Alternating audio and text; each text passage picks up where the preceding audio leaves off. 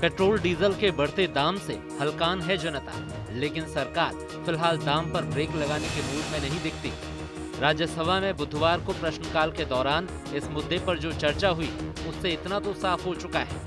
Petroleum मंत्री का कहना है कि दाम का घटना बढ़ना उसके हाथ में नहीं है, लेकिन अंतर्राष्ट्रीय बाजार के हिसाब से तेल कंपनियां कीमत तय करती हैं।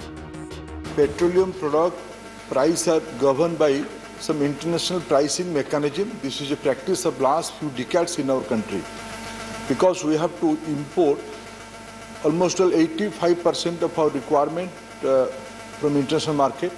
When there is a price hike in international market, we have to go by that pricing mechanism. When it is on up, we have to increase the price. When there is a sliding down of the crude price, we are usually sliding down the price. This is a market mechanism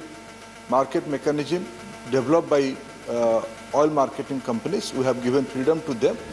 लेकिन यहाँ सबसे महत्वपूर्ण बात यह है कि petrol और diesel का हम जो दाम देते हैं उसमें एक्साइज ड्यूटी और राज्यों का वैट भी होता है। आज की तारीख में हम 1 लीटर पेट्रोल का जो दाम देते हैं उसमें करीब 61% टैक्स होता है, जबकि 1 लीटर के दाम में करीब 56% टैक्स होता है।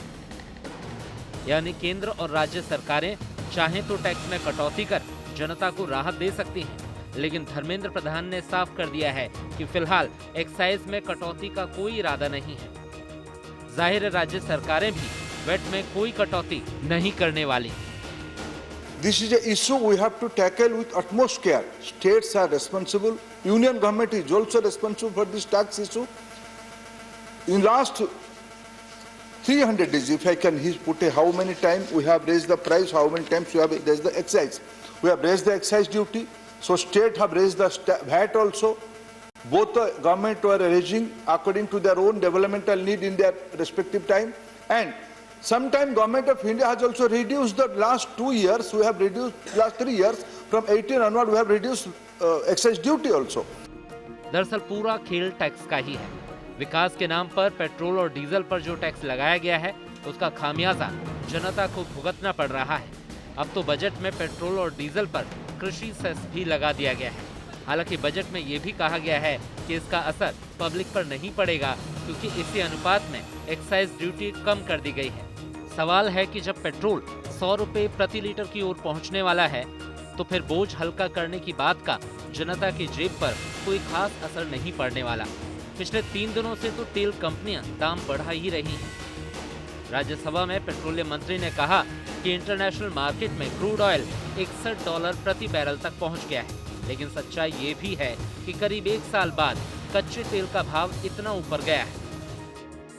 वैसे यहाँ ये भी याद रखने की जरूरत है कि अप्रैल 2012 में जब कच्चा तेल $123.66 प्रति बैरल बिक रहा था, तब भी दिल्ली में 1 लीटर पेट्रोल का दाम ₹65.64 था। जुलाई 2020 में कच्चे तेल का भाव जब $39.96 प्रति बैरल था, दिल्ली में पेट्रोल का दाम 80 रुपए प्रति लीटर था। इससे ही ये साफ है कि एक्साइज ड्यूटी और वैट किस तरह जनता के बजट को बिगाड़ रहे हैं। पिछले साल कच्चे तेल के भाव में भारी गिरावट के बाद इसका फायदा पब्लिक को देने के बजाय सरकार ने एक्साइज ड्यूटी बढ़ा दी। मार्च और मई 2 बार में केंद्र ने पेट्रोल पर 13 रुपए और डीजल पर 16 रुपए एक्साइज ड्यूटी बढ़ा दी, लेकिन जब कच्चे तेल का भाव बढ़ा तो एक्साइज ड्यूटी में कटौती नहीं की। ऐसा नहीं है कि पब्लिक को राहत देने के लिए एक्साइज ड्यूटी में कटौती कभी नहीं की।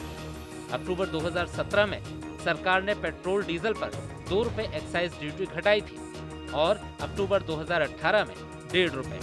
अक्टूबर 2018 में दिल्ली में पेट्रोल 84 रुपए प्रति लीटर बिक रहा था, जबकि डीजल 75 रुपए 45 पैसे।